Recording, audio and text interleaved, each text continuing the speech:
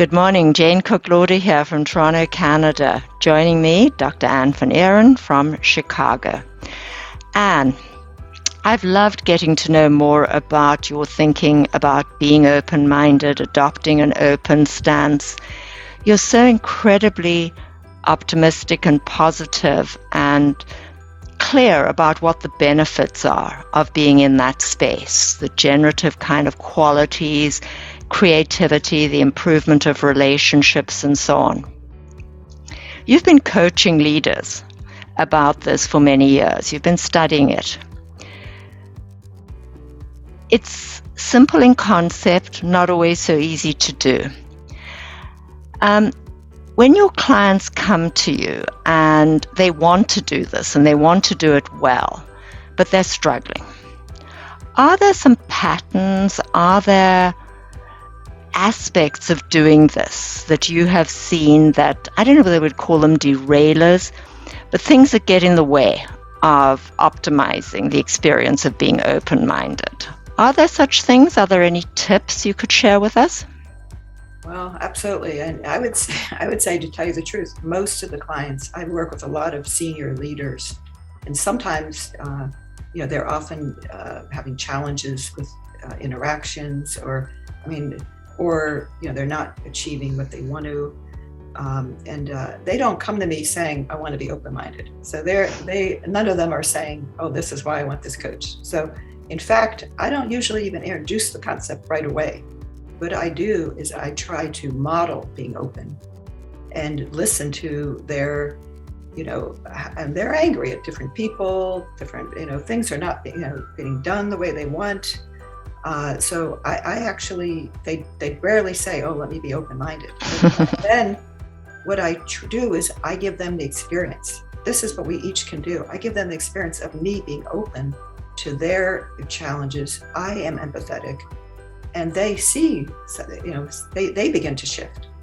And then as I introduce the concept, I give them you have to try it in small bites, really, and so these are people that have had years of trying one other way, of demanding,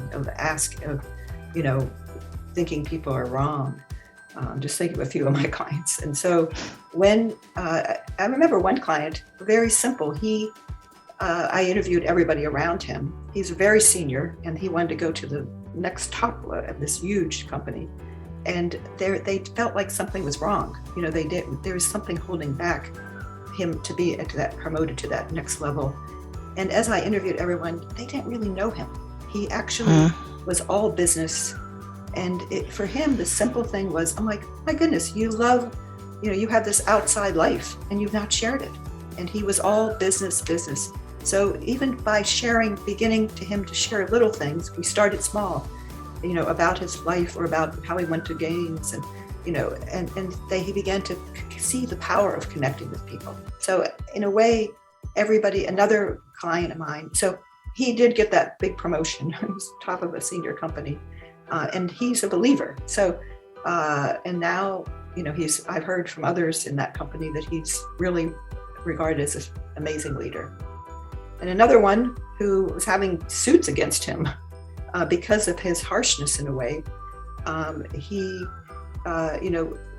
When he began to try small things, like just experiment with being open with one person and listening to them, again, he could see, wow, this is amazing. So in a way, I guess the answer is everybody. And I've built the open stance postures. Any one strategy, I think, is a way to be open. So maybe for someone else, it's just building the practice of being grateful for what they have. You mentioned you got your, having the hand broken, the wrist broken. We start thinking how grateful we are. Even building that energy is a way. So there are many, but yes, believe me, I've had, people in companies, angry at each other, and, it's taken a while for them to be open to listen to each other. So I'm not saying it's easy, but I think it might be the only, for me, it's kind of so I don't want to be Pollyannish and say, "Oh, just be open, it's easy." I mean, it does take some work. I think it's well worth it. And I've seen a lot of good outcomes of this. Yeah. And great examples. Thank you. And so it's not just one size fits all. And there's, here's the paint by numbers. If you just do this, you will be successful. But I'm thinking here of situations where senior executive leaders need to be directive. Anybody in a role, there's a time when a decision has to be made. There's a time when perhaps there's some tough decisions that need to be made. So have there been situations where you have seen any form of, or been needing to help your clients understand when being open is more contextually appropriate, and to have sort of some flex in their style too? And that's a real leading question, I apologize, but trying to get at that time when does being open work all the time? Yeah, and that's an interesting question, because I don't see it as open or directive. I don't see that as a continuum. I think they can be open as they're collecting the data to make the choice. And then leaders have to make many hard choices that don't please everyone, and they could be wrong, so they're making choices all the time. And when I'm coaching a leader, sometimes they're like, no, this person has to go, or this, I do help them to say, well, take a moment and just reflect. Is this, does this make sense? What is your bias? Where's this coming from? Well, he did this, and blah blah. And so, okay, let's giving empathy and just assessing it. But then, yeah, this person in the end maybe has to go, or this decision has to be made. So I don't see it as. These leaders are making decisions all the time. But I think if people feel that they've been open, they collect data, they listen to different points of view, people accept that that's the role of the leader, to make some of these tough decisions. So you see, right. Yeah, so actually being open can lead to a higher quality of decision making, in the sense of perhaps not only what data you gather, but being able to hear that data without the same level of bias or sets of assumptions that you might have necessarily adopted without being open or more intentional, and appreciating your own sets of biases. So actually what I hear is that for leaders, it's an improvement not only in their relationships, which was what some of your examples were about, but actually making them more effective in their decision making, in moving the organization forward. So that's it's a two-pronged gift. Yeah. And I think that I have had companies I've worked at where a lot of managers are learning these skills, and I know they've said that it's dramatically changed the culture. So as more people are open and they're having these conversations, so I also have given the skills of having open-minded conversations. The whole culture of at least one of my clients is dramatically changed.